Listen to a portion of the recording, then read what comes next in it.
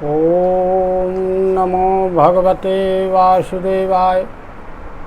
ओम नमो नारायणाय। सच्चिदानंदरूपाय विश्वोत्पत्त्यादिहेतवे तापत्रय विनाशाय श्रीकृष्णाय वयं नमः। अतुलितबलधामं हेमशैलाभिदेहं दनुजवनकृशानं ज्ञाननामग्रगण्यं सकलगुणनिधानं वानराणामधीशं रघुपतिप्रियभक्तं वातजातं नमामि। हरि ओम तस्सत् हरि ओम तस्सत् हरि ओम तस्सत्। भगवत कथा के रसिकजन, आज ज्येष्ठ मास के शुक्ल पक्ष की दशमी और यह दशमी श्री गंगा जी के अवतरण का दिवस है। इस दिन गंगा जी स्वर्गलोक से पृथ्वी लोक पर आई थी और यहाँ सभी व्यक्तियों के पापों तापों को नष्ट कर रहे हैं। आज के दिन यदि संभव हो तो गंगा जी में स्नान करना चाहिए, उनका पूजन करना चाहिए, ध्यान करना चाहिए। यदि संभव ना हो तो जहाँ भी स्नान करें उनका ध्यान करते हुए, उनका नाम स्मरण करते हुए और स्नान करना चाहिए। और यदि घर में गंगा जी हैं, उनका जल है तो उसका पूजन करना चाहिए। तो गंगा जी को पृथ्वी पर लाने का जो श्रेय प्राप्त हुआ वो राजा भागीरथ जी को हुआ। राजा भागीरथ इक्ष्वाकु वंश के थे। अब प्रश्न उठता है कि ये गंगा जी को पृथ्वी पर क्यों लाए और कैसे लाए, गंगा जी की महिमा क्या है। तो आज के दिन गंगा जी के महत्व को या उनकी महिमा को हम आपको अवश्य सुनना चाहिए या उसे पढ़ना चाहिए। तो कथा आती है, श्रीमद् भागवत जी में भी इक्ष्वाक वंश का वर्णन है और ये जो भागीरथ हैं ये इक्ष्वाक वंश के। आवश्यकता लाने की क्यों पड़ी, तो इसमें कथा आती है भागवत जी के 9वें स्कंध में 8वें 9वें अध्याय में कि एक राजा थे जिनका नाम था सगर। ये इक्ष्वाक वंश के थे। तो राजा सगर ने विचार किया कि अश्वमेघ यज्ञ करना चाहिए। तो राजा सगर ने अश्वमेघ यज्ञ का आयोजन किया और ये यज्ञ का घोड़ा छोड़ा गया। तो यज्ञ का जब घोड़ा राजा सगर ने छोड़ा तब जो भी अश्वमेघ यज्ञ करता था इंद्र को उससे भय लगा रहता था। तो इंद्र ने सोचा कि इनका यज्ञ पूरा ना हो पाए, तो यज्ञ के घोड़े को इंद्र ने चुरा लिया। वो चुरा करके उन्होंने कपिल मुनि के आश्रम में बांध दिया,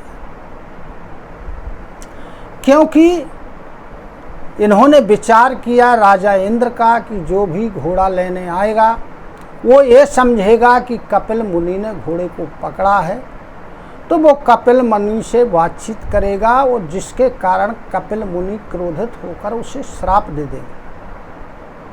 ऐसा विचार करके उन्होंने राजा सगर के घोड़े को चुराया और कपिल मुनि के आश्रम में बांध दिया। तब अब राजा सगर ने घोड़े को की खोज करने के लिए, उसकी सुरक्षा के लिए अपनी सेना को और अपने पुत्रों को भेजा था। तो जब राजा सगर के 60,000 पुत्र घोड़े को खोजते खोजते गए तो उन्होंने अपने घोड़े को बंधा हुआ देखा कहाँ? कपिल मुनि के आश्रम में। तो उन लोगों ने सोचा कि कपिल मुनि ने ही इस घोड़े को पकड़ा है, इसे बांधा है और अब बांध करके कैसा चुपचाप आंखें बंद किए हुए बैठा हुआ है, यह बड़ा पापी है और इसे मार डालो, ऐसा उन लोगों ने विचार किया। उसी समय कपिल मुनि ने अपनी आंखों को खोला और जैसे ही कपिल मुनि ने अपनी पलकें उठाई और देखा, जब देखा तो आग जल उठी, जिसके कारण जो राजा सगर के 60,000 पुत्र थे वो उस अग्नि में जल करके भस्म हो गए। अब जब अग्नि में जल के भस्म हुए और यह बात जो है राजा सगर को मालूम है, तो राजा सगर का एक पुत्र और था जिसका नाम था असमंजस। राजा सगर की 2 पत्नियां थीं। एक पत्नी का नाम था सुमति जिसके 60,000 पुत्र थे और दूसरी पत्नी का नाम था केशनी जिसके एक पुत्र हुआ असमंजस। तो जो असमंजस थे उनकी दूसरी पत्नी के पुत्र केशनी के, वह शांत प्रवृत्ति के थे, धीर बुद्धि के थे। क्या था कि वो पूर्व जन्म में एक योगी थे और संग के कारण योग से पथ भ्रष्ट हो गए थे, जिसके कारण उन्होंने पुनः जन्म लिया और जन्म लिया कहाँ? राजा सगर के पुत्र के रूप में। उनका नाम यहाँ असमंजस पड़ा। वो शांत प्रवृत्ति के थे, इस प्रकार बने रहते थे अवधूत की तरह, पागलों की तरह। और असमंजस के पुत्र का नाम था अंशुमान। अंशुमान अपने दादा सगर का बड़ा भक्त था, उनकी प्रत्येक आज्ञा का पालन किया करता था। तो असमंजस को ज़्यादा इन बातों में रुचि नहीं थी, अतः राजा सगर ने अंशुमान को आदेश दिया कि तुम जाके देखो तुम्हारे वो 60,000 जो भाई हैं वो कहाँ हैं, वह घोड़ा कहाँ है, क्या हुआ उनके साथ। तब अंशुमान उसकी खोज में निकल पड़ते हैं। खोजते खोजते अंशुमान कपिल मुनि के आश्रम पर पहुंचते हैं। वहाँ अंशुमान ने देखा कि कपिल मुनि विराजित हैं, ध्यान लगाए हुए हैं। तब अंशुमान ने कपिल मुनि की स्तुति की, प्रार्थना की। तब कपिल मुनि ने उनसे कहा कि जो ये तुम्हारे 60,000 भाई और भस्म हो चुके, इनका उद्धार गंगा जी के जल के द्वारा होगा। अब जब ऐसा कपिल मुनि ने अंशुमान जी से कहा, तब अंशुमान जी ने तप प्रारंभ किया। तो गंगा जी के लिए ये तप करते रहे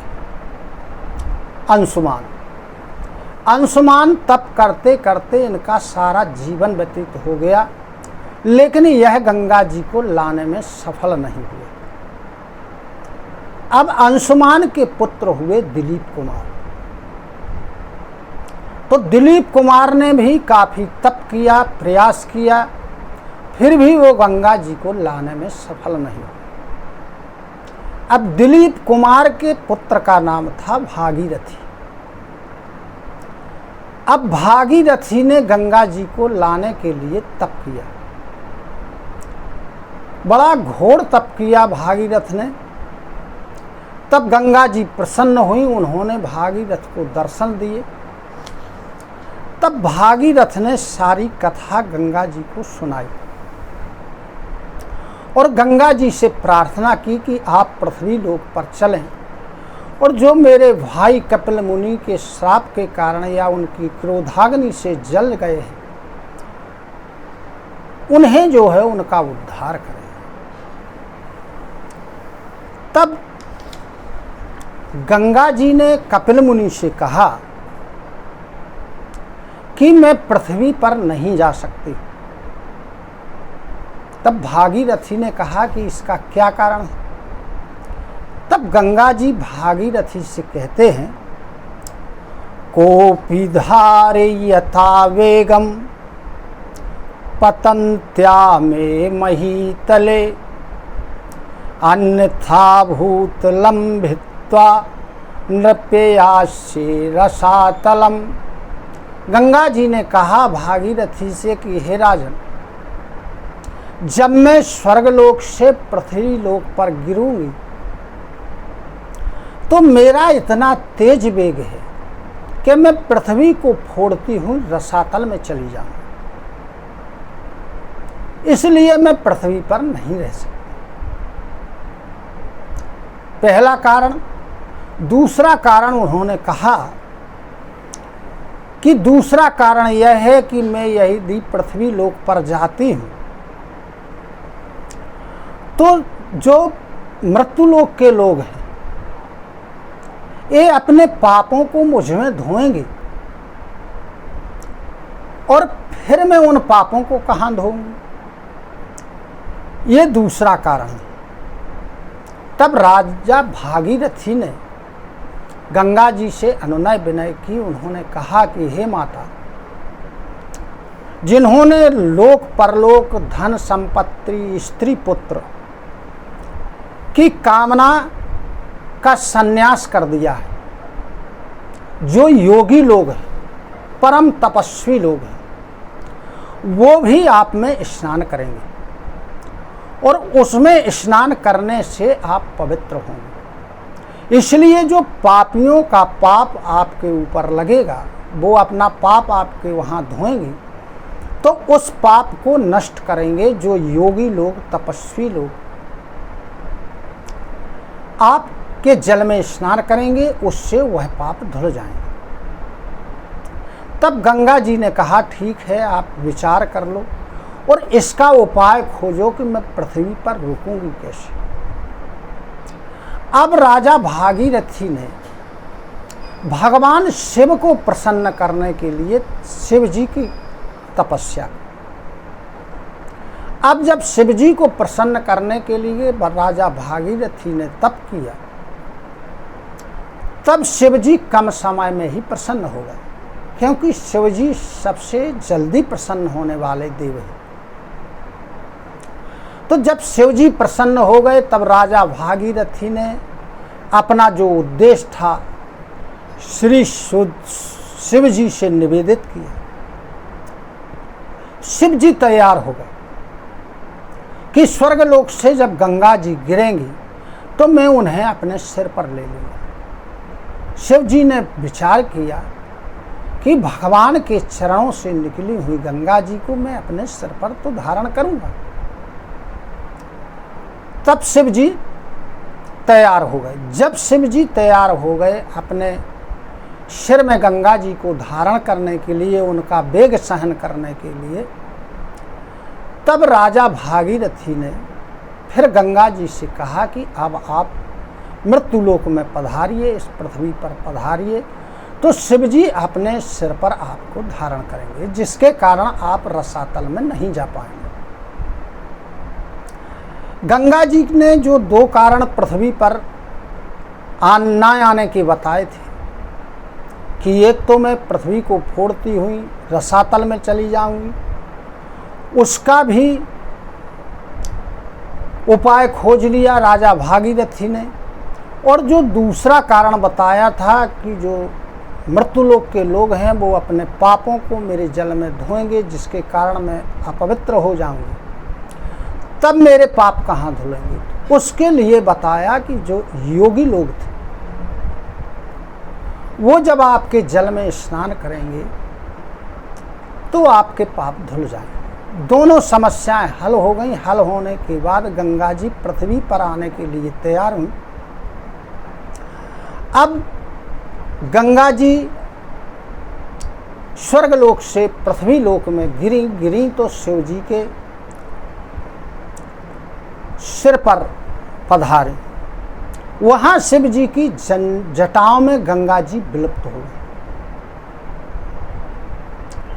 अब गंगा जी का वेग अधिक था। फिर अनुनय विनय की गंगा जी को छोड़ने के लिए शिव जी तैयार हुए। शिव जी ने गंगा जी को अपनी जटाओं से प्रवाहित किया और पृथ्वी पर चलना था। तब गंगा जी ने भागीरथी से कहा कि तुम आगे आगे चलते जाओ, मैं तुम्हारे पीछे पीछे चले जाऊंगा। तब राजा भागीरथी आगे आगे चले और श्री गंगा जी उनके पीछे पीछे चले। आते आते राजा भागीरथी जहां उनके 60,000 भाइयों की राख पड़ी हुई थी, भस्म पड़ी हुई थी गंगा सागर के पास, तो वहां गंगा सागर के पास राजा भागीरथी पहुंचे। उनके पीछे पीछे गंगा जी पहुंची। तो जहां उनकी भस्म पड़ी हुई थी वहां से गंगा जी निकली। तो गंगा जी के जल के स्पर्श से उनके भाइयों का मोक्ष हो गया। तो गंगा जी का जो जल है वो इतना पवित्र है कि जिसके जल से मोक्ष प्राप्त होता है। मनुष्यों के सारे पाप धुल जाते। नहीं तो कपिल मुनि की क्रोधाग्नि से भस्म हुए वो 60,000 जो राजा सगर के पुत्र थे या भागीरथी के चाचा वगैरह थे, उनका मोक्ष हुआ। तो गंगा जी की जो महिमा है वो अपार है, जिसका वर्णन नहीं किया जा सकता। अतः इस गंगा जी के अवतरण दिवस पर हम गंगा जी की महिमा को सुने या उसको पढ़ें, और इस दिन यदि संभव हो तो गंगा जी में स्नान करें। यदि संभव नहीं है तो गंगा जी का स्मरण करते हुए, पवित्र नदियों का स्मरण करते हुए हम जहाँ भी हैं, जहाँ सुविधा जैसी उपलब्ध है उसके अनुसार स्नान करें। घर में यदि गंगा जल उपलब्ध है तो उसका पूजन करें। इसी के साथ बोलो गंगा मैया की जय, बोलो वृंदावन बिहारी लाल की जय। ओम नमो भगवते वासुदेवाय, ओम नमो नारायणाय।